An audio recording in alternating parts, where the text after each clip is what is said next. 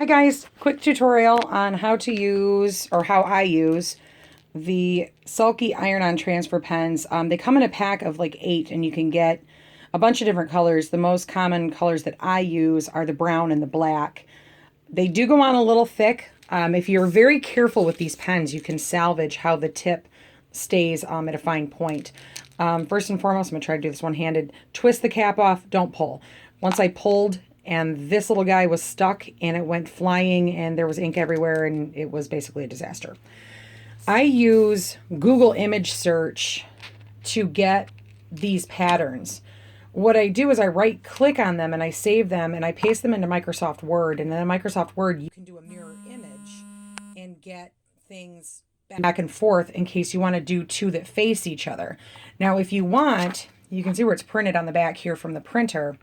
You can draw on both sides, which is where the pressing sheet comes in. I just find it's easier for laying things out for me if I print them mirror image so that I can do a whole layout, because sometimes I'll do something like this with another knot or whatever. So I'm just going to take, as you can see, the laser jet ink, because it's powder, it gets sticky when it's heated and it will stick to your iron. So I always use this Teflon pressing sheet. This thing's only about $4, but I tell you what, it's the coolest thing I've ever had.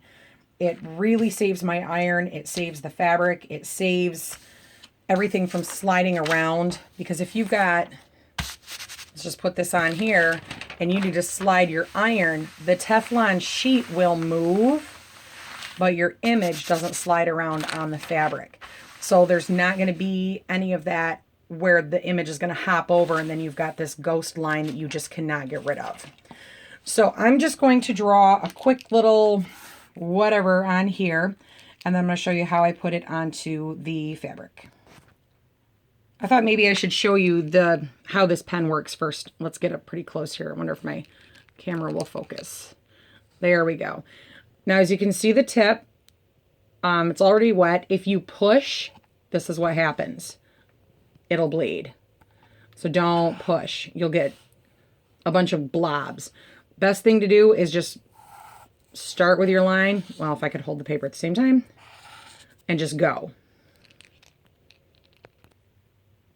Okay, here we go. I just scribbled this out real quick. I know, don't judge me. And now we're going to take this over to our little scrap of paper, or scrap of fabric. Grab the pressing sheet. Don't mind my filthy ironing board. There's no telling what's all over it. This is just a little scrap of wool, just a little gray piece that I had floating around on my floor. Just put it down, this side down, pressing sheet over top. You don't have to have a pressing sheet. It's just, I found that this is what works for me. Get your iron going, no steam at all. Just let it set right on there. The Teflon will protect the fabric from burning for quite some time. And as you can see, you can slide the iron around and your paper under there is not moving around. So you're not going to have a whole ghost image thing going on. Just give it a little bit of time. There's a weird, I don't want to say it's wax because I don't know what's inside these pens, but it's almost like a powdery wax type of substance that's in that ink that heats up and then moves on over to the fabric. So let's pull this off. And ta-da. There you go. Now I know this is kind of a busy little print, or the weave on this wool, but as you can see, if you're careful with how you draw it, these lines are not going to be any thicker than how you drew them on there. For the super duper fine point, unfortunately, you're not going to get that out of these. But I tend to do a lot of large scale embroidery like this. So I found that this works for me. For these great big pieces where it's just going to be a whole lot of blocks of color, this really does work. Straight lines, also great.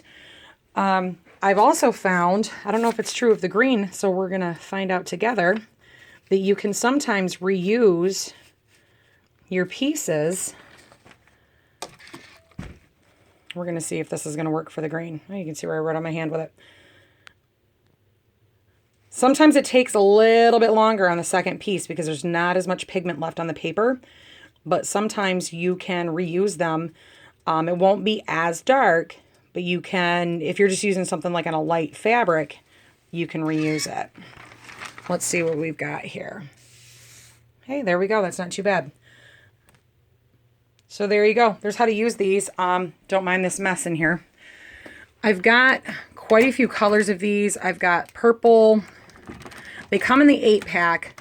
Unfortunately, I have found that some of these colors I just do not use. I do keep 2 black ones because the tips get a little mashed down. You can see that one's been loved quite a bit. But they're cheap.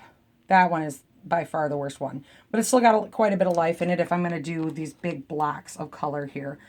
I, to my knowledge, have not had any of these pens bleed or wash out. I just bury them. I bury the ink inside the embroidery. Here's a piece that I am working on currently, and you can't see where those lines are underneath there because I just bury it inside my stitching. So all of this has that black marker underneath it, and you'll never see it because it doesn't bleed. And you just kind of stitch it in and you just make it disappear. So I got these, the whole package of all of these colors, I think was maybe 10, 11 bucks. The black they do sell separately for $3 or $4. You can find them on Amazon. What is, that does not belong here. And they're all, I love them. I absolutely love them. So I hope this helps. If you have any questions, let me know. Happy sewing, ladies.